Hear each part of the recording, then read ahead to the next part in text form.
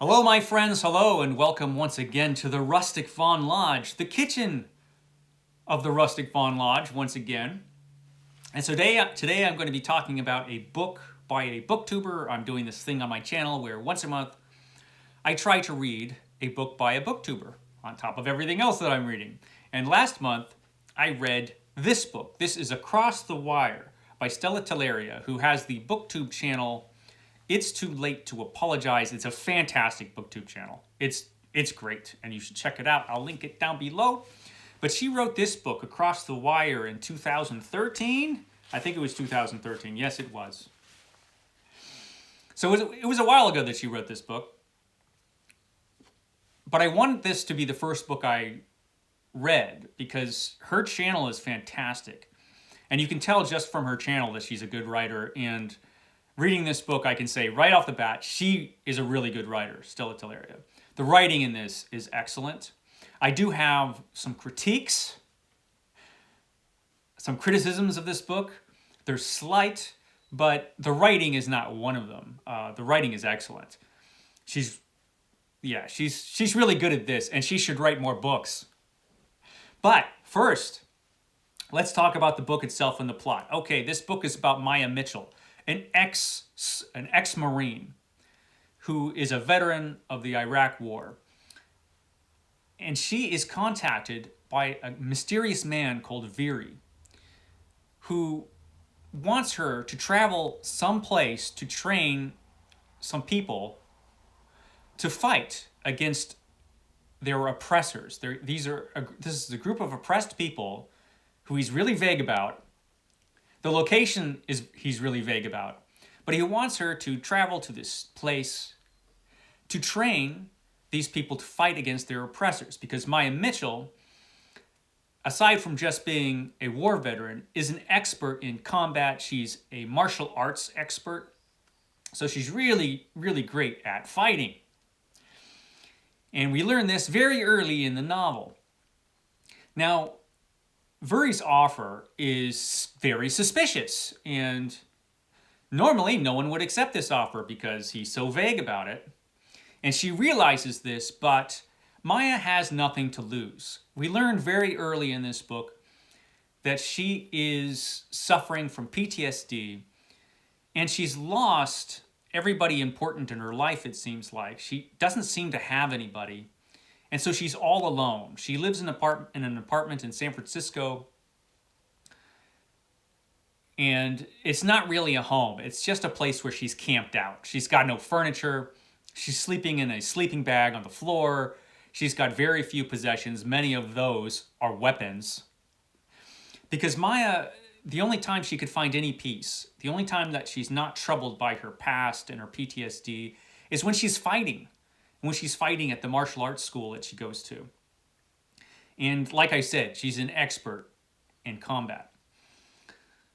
So she eventually agrees to Veery's offer, even though it seems like she really shouldn't agree. Like I said, she's got nothing to lose. It turns out Veery is from another dimension. He's from an alternate Earth, and he's traveled to our Earth through a device which creates a kind of wormhole where you can travel from one alternate Earth to another. And in his world, in Veery's world, women are in complete control. Women run every aspect of society, and men are slaves. And what Veery wants is for Maya to come back to his world and train a group of escaped men to fight. None of the men on this planet or on this world know how to fight. Because they've been slaves their whole lives. And it's a very repressive society. So she finds herself on this alternate Earth, and these are the people that she has to train. She ends up in a camp in the countryside where a bunch of escaped men have camped out, and it's her job to train a group of men to fight. That's basically the premise of this story. This is interesting. Now, the idea of a world where women are in complete control and men are slaves, or at least repressed, is not a new one. But every time I've seen it done, it's been done quite badly. I remember there was this really cheesy Star Trek The Next Generation episode, for example, with this plot. There was, of course, Stanley and John Romita's classic comic book story, The Femizons from Savage Tales #1. It's not really a classic, but it was entertaining. So there was The Femizons, where it was done just about as cheesily as this plot can be done. And usually, when this is done, this kind of plot is done, it ends up pretty cheesy. But Stella Telleria really thought about this. She thought about, okay, how would a society like this develop? How could women maintain control in this kind of society? How would you keep men in the position of repressed slaves? How would that work? And it works mostly through religion, heavily. The religion on this world is thousands of years old. And so this kind of society has been in existence for a long, long time. This is a parallel Earth that is like our Earth in every way, except that history took a different turn at some point, and we ended up with this society where women are in complete control.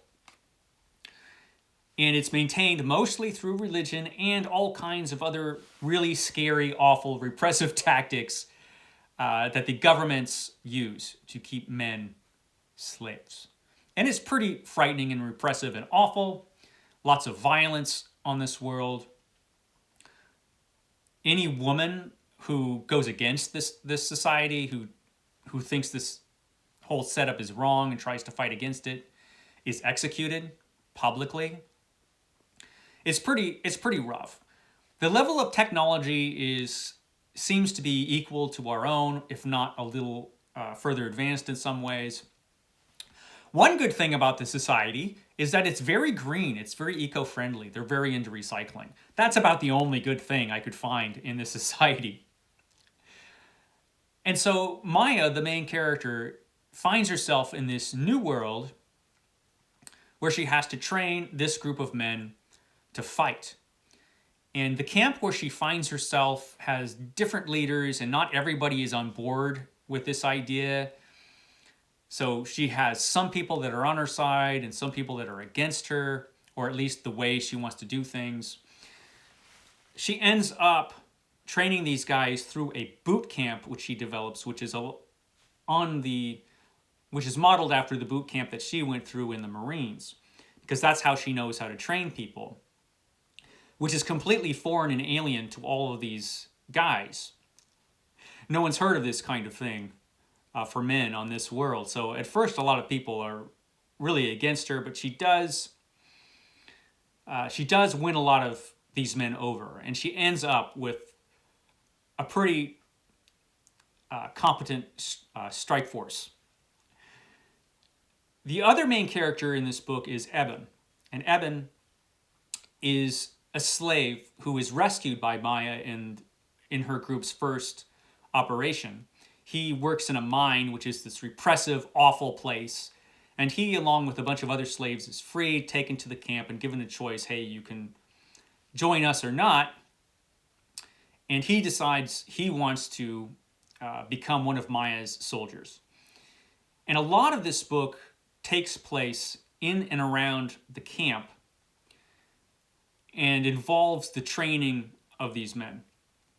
So this is an interesting science fiction novel. One thing I want to say right now is that the writing in this is really, really good. The writing in this is strong. This is an independently published book, but it doesn't have to be an independently published book. I can see this being published by a mainstream publisher. It's that good. There are a couple things about it that I have some criticisms about, but not the writing. The writing is solid, particularly the action scenes.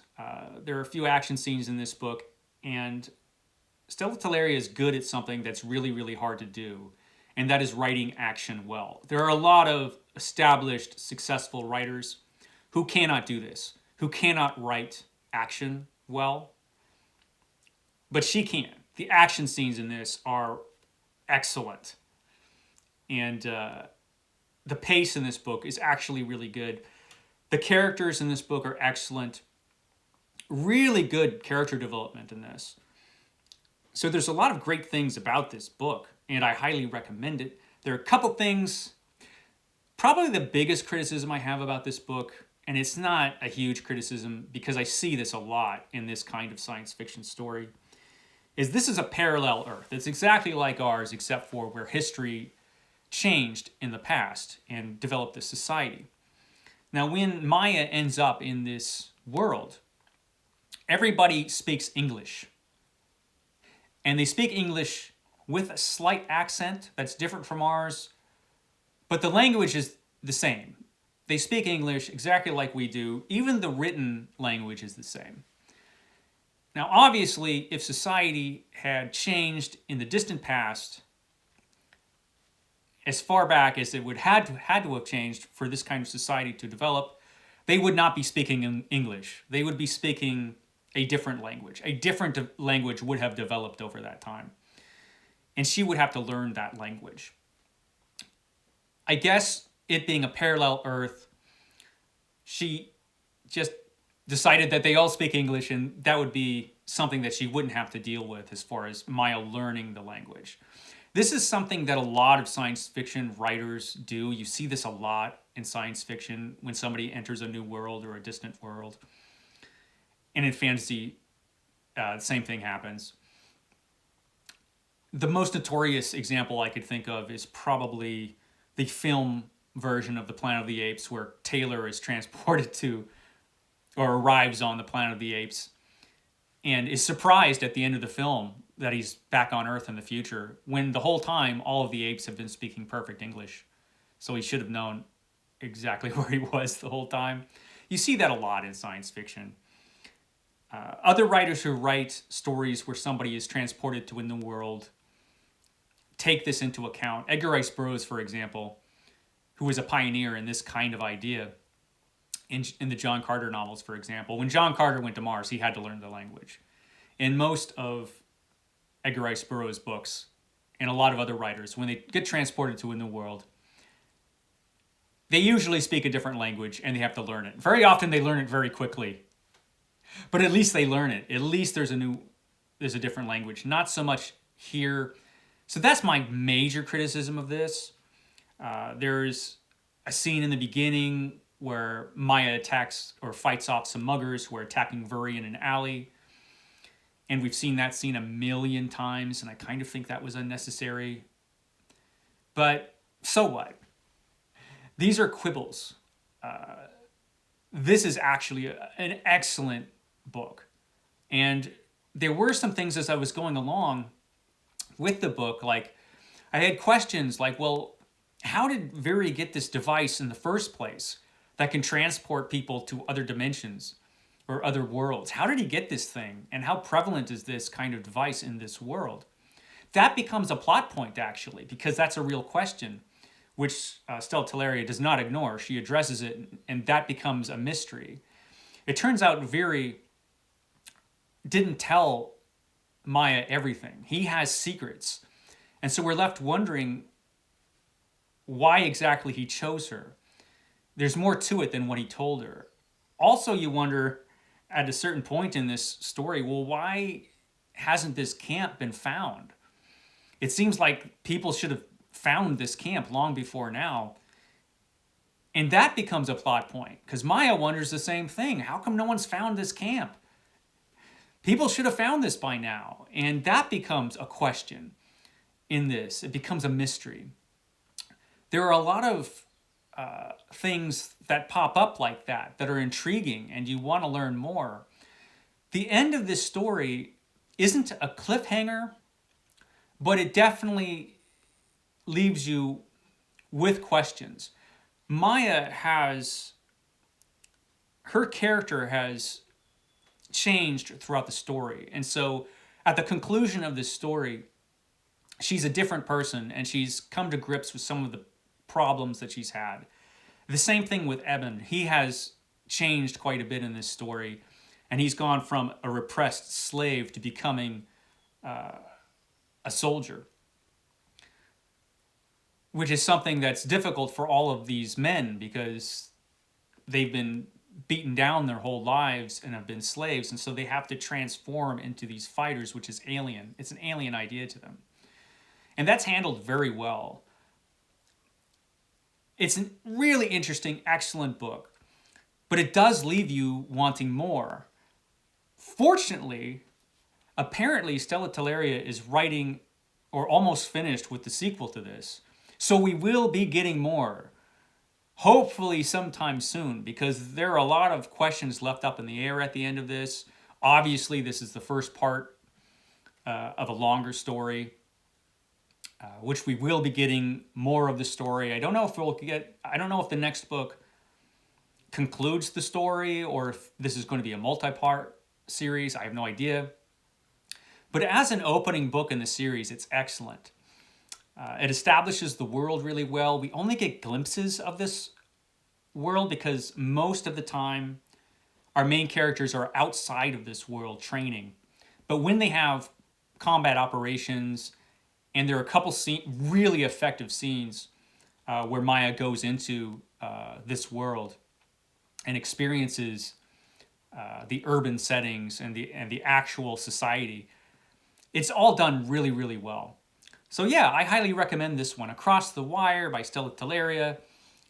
Really excellent book. Highly recommend it. That's all I have to say for today. Check out Stella's channel, and I will catch you next time.